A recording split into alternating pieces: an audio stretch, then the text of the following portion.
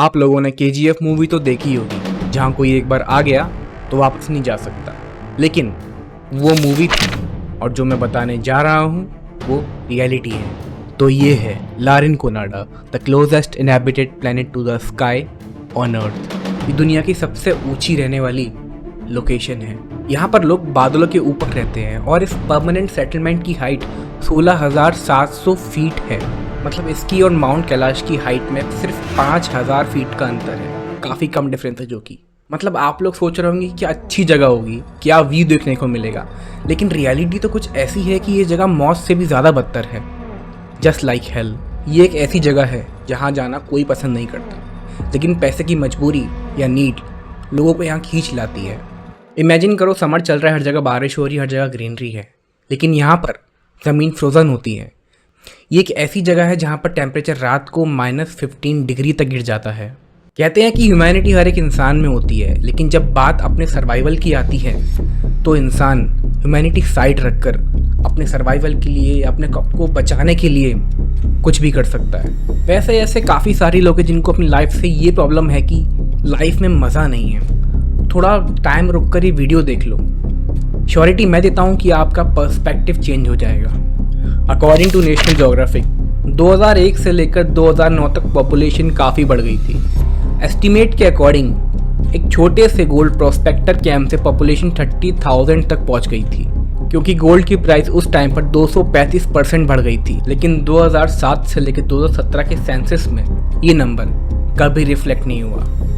यहाँ पर एटमॉस्फेयर काफ़ी थिन है, जिसकी वजह से लोग यहाँ 50% ऑक्सीजन के साथ रह रहे हैं। तो सिचुएशन थोड़ी सी अलग है यहाँ। सोचने की बात तो यह है कि 50% ऑक्सीजन अवेलेबल होने पर उनकी बॉडी में क्या इफेक्ट आते होंगे। Their bodies have evolved to produce 2 times more blood cells than ours। सीधे शब्दों में कहूँ तो उनकी बॉडी इतनी ज़्यादा विकसित हो जाती है नॉर्मल इंसान की कंपैरिजन में कि वो 2 गुना ज़्यादा ब्लड सेल प्रोड्यूस करते हैं। ये होता ऐसा है कि जब ऑक्सीजन का परसेंटेज हमारी बॉडी में कम होता है तो हमारी बॉडी का सिस्टम बदल जाता है। जब ऑक्सीजन का परसेंटेज कम होता है, जैसे कि काफ़ी ऊपर हाइट पर या फिर ऐसे एनवायरनमेंट में जहाँ ऑक्सीजन कम हो, तो बॉडी ज़्यादा आरबीसी बनाना शुरू करती है ताकि ऑक्सीजन का सप्लाई बढ़ जाए। आरबीसी के परसेंटेज को बढ़ाना मतलब लो लेवल ऑक्सीजन बॉडी होने पर भी हमें नीड के मुताबिक ऑक्सीजन मिल सके। इससे इंश्योर होता है कि ज़रूरी टिश्यूज़ और ऑर्गन्स को ऑक्सीजन मिलती रहे, चाहे एनवायरनमेंट में ऑक्सीजन की कमी हो या नहीं। इवोल्यूशनरी देखो, अगर ऐसी कंडीशन जनरेशन के दौरान बनी रहें तो नेचुरल सिलेक्शन वो इंडिविजुअल को प्रेफर करेंगी जिनमें जेनेटिक वेरिएशंस होंगे, जो लो ऑक्सीजन लेवल में भी ज़्यादा आरबीसी प्रोड्यूस कर पाएंगे। और धीरे धीरे ये ट्रेट पॉपुलेशन में ज़्यादा प्रेवलेंट हो जाएंगी, क्योंकि वो लोग सर्वाइवल में आगे होंगे जिनमें जेनेटिक वेरिएशंस होंगे, क्योंकि वो लो ऑक्सीजन में भी सर्वाइव कर पाएंगे। इस बंजर जगह पर कोई भी वेजिटेशन सर्वाइव नहीं कर सकती, क्योंकि यहाँ का एयर प्रेशर और टेम्परेचर काफ़ी लो है। यहाँ पूरे साल में ऐसा कोई भी दिन नहीं है जहाँ टेम्परेचर 10 सेल्सियस के आसपास भी आया हो, जिससे वेजिटेशन या ट्रीज़ या फिर कोई भी ऐसी प्लांट वगैरह जो ग्रो कर सके। ये टाउन पेरोविन एंडिस में है और माउंट ब्लांक से भी 300 मीटर ऊंचा है। माउंट ब्लांक यूरोप के एल्प्स की सबसे ऊंची लोकेशन है, जिसकी हाइट अप्रॉक्स 15,700 फीट है। बस सोच के देखो, इतनी ऊंची जगह पर रहना कोई वैलिडेशन की बात है। ये जगह मॉडर्न दुनिया से बिल्कुल दूर है। यहाँ पर क्राइम और खतरा हमेशा आपके पास होता है। ये कोई टूरिस्ट स्पॉट नहीं है। यहाँ पर लोग सिर्फ एक ही वजह से आते हैं, वो है गोल्ड, मतलब सोना। और सोने की रेट तो आप जानते ही हो, 72,000 फॉर 10 ग्राम। अप्रॉक्स 70,000 लोग यहाँ परमानेंटली सेटल्ड हैं कूड़े के ढेरों के बीच। सभी अमीर होने का ख्वाब देखते हैं, या बेटर फ्यूचर का, या फिर ऐशो आराम की ज़िंदगी जहाँ कुछ काम ना करना पड़े। तो देखते हैं कि अगर कोई नॉर्मल इंसान इस कंडीशंस में आता है तो उसका क्या हाल हो सकता है। According to average human body capability है, कोई भी इंसान जो समुद्र के या फिर सी लेवल के पास रहता हो, अगर वो 2000 मीटर से ज़्यादा का सफ़र एक दिन में तय करे तो उसे एल्टीट्यूड सिकनेस होना स्टार्ट हो जाती है। लेकिन हमने तो उसका डबल से भी ज़्यादा कर दिया है। हेडेक, डिजीनेस, नोजिया किसी नए इंसान के लिए काफ़ी नॉर्मल सिम्टम्स हैं यहाँ पर। इसमें कफिंग भी है, जिससे शॉर्टनेस ऑफ ब्रेथ हो सकती है, मतलब दम घुटने लगता है, जैसे कि किसी लंबे टाइम से किसी ने आपको लिफ्ट के अंदर बंद कर दिया है। ब्लड में ऑक्सीजन 95 से 100% होना चाहिए, क्योंकि 80% से नीचे आपके बॉडी पर नेगेटिव इम्पैक्ट पड़ने लगता है। इसलिए यहाँ पर कभी कभी इमीडिएट हेल्प का होना काफ़ी ज़रूरी होता है, क्योंकि इतनी हाइट पर एल्टीट्यूड सिकनेस की वजह से लंग्स के अंदर पानी इकट्ठा या फिर कलेक्ट होना स्टार्ट हो जाता है, क्योंकि हाई एल्टीट्यूड पर बॉडी सांस लेने के जरिए 2 टाइम ज़्यादा वाटर कंटेंट खो देती है, जिसके लिए हमको हाइड्रेट रहना भी काफ़ी ज़रूरी होता है। ये लोकेशन मोस्टली माइनिंग शेफ्ट से भरी हुई है। गोल्ड प्रोसेसिंग में यूज होने वाले ये जहरीले और डेडलियस्ट केमिकल लाइक साइनाइड और मरकरी, जिसने ज़मीन और एग्रीकल्चर वाटर को कंटेमिनेट कर दिया है। गोल्ड माइनिंग एक तरीके से मोस्ट डिस्ट्रक्टिव इंडस्ट्री है पूरे वर्ल्ड के अंदर, और इसके साइड इफेक्ट कुछ ऐसे हैं कि मिडिल क्लास और लो क्लास को ही प्रॉब्लम होती है, लाइक पीने के पानी का कंटेमिनेट हो जाना या पॉल्यूट करना एनवायरनमेंट को। एक्चुअली पॉल्यूट नहीं करती है, खत्म कर देती है। वेल, आपको क्या लगता है लद्दाख को 6th शेड्यूल में ऐड ना करने का क्या रीज़न था? वेल, इसका एक रीज़न है माइनिंग, क्योंकि ऐड कर देती तो वहाँ के ट्राइबल लोगों के अकॉर्डिंग ही माइनिंग कंटिन्यू होती। लेकिन हमारी प्यारी गवर्नमेंट को ये अलाउड नहीं है, क्योंकि इंडस्ट्रियलिस्ट और बिजनेसमैन का भी तो प्रॉफिट कराना है ना। वैसे तो कुछ गोल्ड एक्सट्रैक्शंस में साइनाइड और मरकरी का यूज़ नहीं होता अगर एडवांस मशीन्स का यूज़ किया जाए, लेकिन कॉस्ट को कट करने के लिए मरकरी और साइनाइड का यूज़ करना पड़ता है, जो कि प्राइस पॉइंट ऑफ व्यू से काफ़ी कम है। ये town literally tons of waste से भरा हुआ है, मतलब जहाँ जहाँ तक नज़र जाए मीलों तक आपको सिर्फ एक ही चीज़ दिखाई देगी, गंदगी। नेचर ने इतनी खूबसूरत जगह दी है, लेकिन इस जगह पर सिर्फ कचरे के ढेर हैं। इस जगह इतनी गंदी है कि कभी कभी इसकी स्मेल आपके दिमाग को बंद कर देती है। यहाँ पर कोई भी बिजनेस पर्पसेस या फिर टाउन के रिलेटेड काम से आता है, वो मोस्टली टाउन के होटल्स में ही स्टे करता है। फर्स्ट टाइम यहाँ पर आपको टाइम टाइम पर ऑक्सीजन टैंक का यूज़ करना पड़ता है, जिससे कि आप फिजिकली फिट रहो, क्योंकि मेंटली तो आप यहाँ पे फिट रह ही नहीं सकते। यहाँ पर सिक्योरिटी भी आपके लिए इतनी ही ज़रूरी है जितनी आपकी हेल्थ, क्योंकि कब कौन और क्या गायब हो जाए आपको उसका बिल्कुल भी अंदाज़ा नहीं है। क्राइम्स स्पेशली लाइक चाकू मारना, चोरी करना काफ़ी आम है। तो जैसा कि सावधान इंडिया में दिखाते हैं कि आपकी सुरक्षा आपके हाथों में, लेकिन यहाँ पर ऐसा बिल्कुल भी ट्राई मत करिएगा। यहाँ पे काउंटलेस औरतों और बच्चों के रेप किए जाते हैं, क्योंकि यहाँ पे लॉ एंड ऑर्डर काफ़ी टाइम पहले कोलैप्स हो चुका है। यहाँ 12 से 18 साल की लड़कियों को एज अ प्रोस्टिट्यूशन या गंदगी के कूड़े को रिसाइकिल करने के लिए यूज़ किया जाता है। Can I pay you 5,000? I want to fuck you. इसलिए लारिन कोनाडा को द डेविल्स पैराडाइज भी बोला जाता है। यहाँ के लोकल्स आमतौर पर अपना कैश और गोल्ड अपने साथ लेकर घूमते हैं, क्योंकि यहाँ पर कोई बैंक अवेलेबल नहीं है, और जितना आसान यहाँ पर रहना है उससे ज़्यादा मुश्किल यहाँ से निकलना है, क्योंकि लारिन कोनाडा की रेपुटेशन कुछ ऐसी है कि आप अपनी मर्जी से अंदर तो आ सकते हो, लेकिन बाहर नहीं जा सकते। जैसा कि आपने KGF मूवी के अंदर देखा था, यहाँ की माइंस और टाउन जो कि एक न्यू माफिया कंट्रोल करता है, वो यहाँ की बची कुची सिक्योरिटी और फ्रीडम को ख़त्म करता जा रहा है, जो कि लोगों के लिए बहुत टेंशन की बात है। यहाँ पर कोका लीव्स का काफ़ी यूज़ होता है, और कोका लीव्स कुछ और नहीं कोकेन है। मतलब गंजेड़ी लोगों के तो मज़े आ गए। मैं पहले से ही जस्टिफाई कर दूँ कि कोकेन एक हार्ड ड्रग है, ना कि सॉफ्ट ड्रग लाइक गांजा या marijuana. According to government hard drug ज़्यादा सीरियस हेल्थ इश्यूज लेके आती कंपेयर टू सॉफ्ट ड्रग्स। हाँ, लेकिन इसका मतलब ये नहीं है कि मैं गांजा और मारिजुआना के फेवर में हूँ। By the way, Coca leaves यहाँ पे एल्टीट्यूड सिकनेस कम करने के लिए यूज़ होती हैं, जो कि यहाँ की एक ट्रेडिशनल हर्बल टी है, जैसे कि हमारे यहाँ चाय और कॉफ़ी। क्योंकि ये ड्रग हमारी बॉडी के न्यूरॉन्स में एक नमिंग इफेक्ट प्रोड्यूस करती हैं, जिससे sending end receiving neurotransmitter signal जो होते हैं वो डिस्टर्ब हो जाते हैं और हमारी बॉडी रिलैक्स हो जाती है। एक्चुअल में तो बॉडी उसी पेन में है, लेकिन बस सिग्नल्स ब्रेन तक नहीं पहुंच रहे, जिससे पेन का रियलाइजेशन होता है। भले ही ये ड्रग्स लीव्स की फॉर्म में है, लेकिन मोस्ट ऑफ द कंट्रीज़ में ये लीगल है।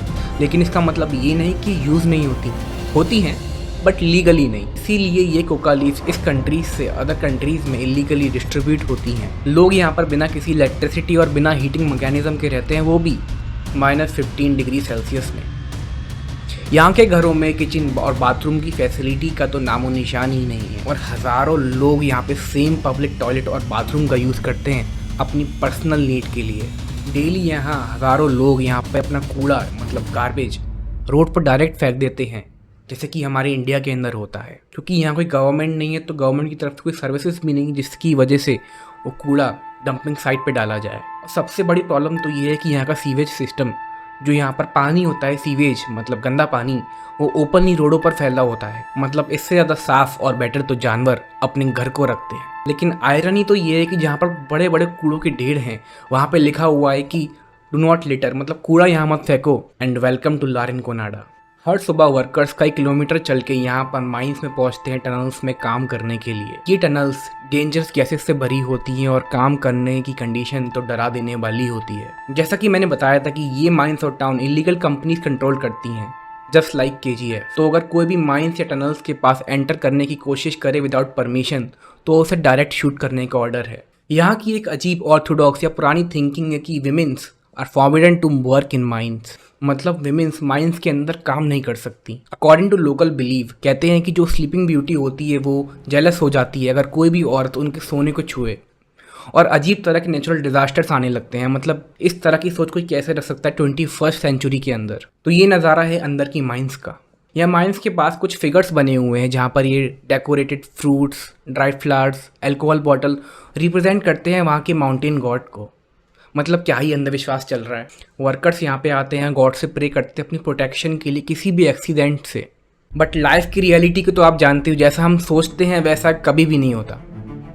हमको टाइम के फ्लो के साथ ही चलना पड़ता है। Incident such as explosive, roof collapses, gas poisoning यहाँ पर 25 टाइम ज़्यादा होते हैं किसी एडवांस कंट्री के कंपैरिजन में। अगर कोई माइन वर्कर काम करते टाइम माइन के अंदर मर जाता है तो कंपनी उसकी फैमिली को $600 का कंपनसेशन देती है। मतलब पहले तो एक इंसान की जान गई, उसके बाद दे आर ऑफरिंग $600, जो कि इंडियन करेंसी में अराउंड 50,000 रुपीज़ हैं। इतने पैसों से तो ज़्यादा से ज़्यादा 3 से 4 महीने का ही काम चल सकता है। जैसा कि मैंने बताया था, चोरी और मजबूरी एक ऐसी चीज़ है जो इंसान को कुछ भी करने पे मजबूर कर देते हैं। इसी वजह से यहाँ पर कई लोग 2-3 बार ऑन साइट शूट कर दिए गए हैं गोल्ड की चोरी की वजह से। लारिनकोनाडा में सैलरी का कोई कंसेप्ट नहीं है। यहाँ पर माइनर्स काम करते हैं एक ओल्ड इलीगल सिस्टम में जिसको कचेरो बोलते हैं। ये वर्कर्स कंपनी के लिए पूरे महीने दिन रात काम करते हैं और महीने में ऐसा एक दिन होता है जहाँ पर ये अपने खुद के लिए सोना ढूंढ सकते हैं और एज अ सैलरी उसको ऐसा घर ले जाते हैं। और शॉकिंग बात तो ये कि 90% लोगों को यहाँ कुछ मिलता ही नहीं है। और थ्योरेटिकली जिनका लक अच्छा होता है, जिनको सोना मिल जाता है, फिर उनको अपनी जान की परवाह करनी पड़ती है, क्योंकि यहाँ सिक्योरिटी और ह्यूमैनिटी जैसी नाम की कोई भी चीज़ नहीं है। मतलब पैसे की नीड आपसे क्या क्या करवा सकती है इसका अंदाज़ा तो आपको अभी तक लग ही गया होगा। लेकिन माइनर्स भी कुछ कम नहीं है जो कि पहले से ही गोल्ड स्टोन को छिपा देते हैं और कुछ औरों के दिन एज अ सैलरी घर ले जाते हैं। लेकिन अगर पकड़े गए तो सजाए मौत, जस्ट लाइक KGF। यहाँ पर 8 ग्राम ऑफ गोल्ड से 20 टन्स ऑफ वेस्ट जनरेट होता है।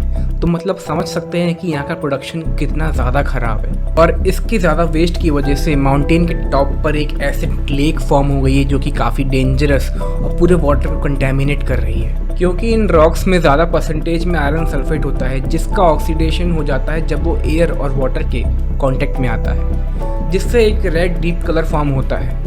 और जो लोग उस लोकेशन के पास रहते हैं वो उस पानी का यूज़ पर्सनल नीड और एनिमल ग्रेजिंग के लिए करते हैं, जो कि मरकरी और साइनाइड के थ्रू कंटेमिनेट हो चुका है, जिसका इफेक्ट लोगों की लाइफ पे इतना आता है कि अपनी हाफ लाइफ एक्सपेक्टेंसी गंवा देते हैं। मतलब मरकरी और साइनाइड के कंटेमिनेशन की वजह से लोगों की लाइफ एक्सपेक्टेंसी 35 ईयर्स होती है, जो कि काफ़ी कम है। मतलब उसके बाद टाटा बाय बाय। लेकिन केमिकल्स ही उनकी मौत का एक लौता रीज़न नहीं है। इस एल्टीट्यूड पर लोगों को 50% लेस ऑक्सीजन मिलती है नॉर्मल ह्यूमन के कंपैरिजन में, जिसकी वजह से लारिनकोनाडा के लोगों का ब्लड 2 टाइम्स थिकर होता है और फिर जिसकी वजह से बॉडी के ब्लड वेसल्स में ब्लॉकेज होने लगता है और थोड़े टाइम बाद मौत या फिर पैरालाइज हो जाते हैं। जो माइन वर्कर्स अपनी फैमिली के साथ रहते हैं उनकी बस एक ही ख्वाहिश होती है कि वो अपने बच्चों को बेटर एजुकेशन प्रोवाइड कर सके, जो कि सिर्फ सोने के होने पर ही पॉसिबल। और अगर ऐसा नहीं होता है तो उनके बच्चे भी यहीं माइन में काम करना स्टार्ट कर देते हैं। नाइट क्लब एक काफ़ी डेंजरस स्पॉट है लारिनकोनाडा में, क्योंकि मोस्टली माइन वर्कर्स यहाँ पे अपनी पूरी सैलरी नाइट लाइफ, एल्कोहल या फिर गैम्बलिंग पर उड़ा देते हैं।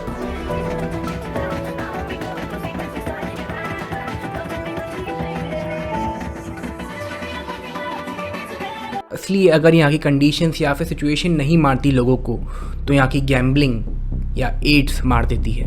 पुणे की पुलिस के अकॉर्डिंग 2500 लड़कियां यहाँ पे डेली एक्सप्लॉइट होती हैं। टाउन में बस एक पुलिस स्टेशन है जहाँ पर कोई भी जेल नहीं है। सोचिए, नो डिक्टेटरशिप, नो मोनार्की, बस पावर का यूज और ये जगह आपकी। लेकिन इस सब कंडीशंस के बाद भी लोग पेरू से यहाँ वर्ल्ड हाईएस्ट सेटलमेंट में आते हैं for better opportunity and better luck के धोखे में।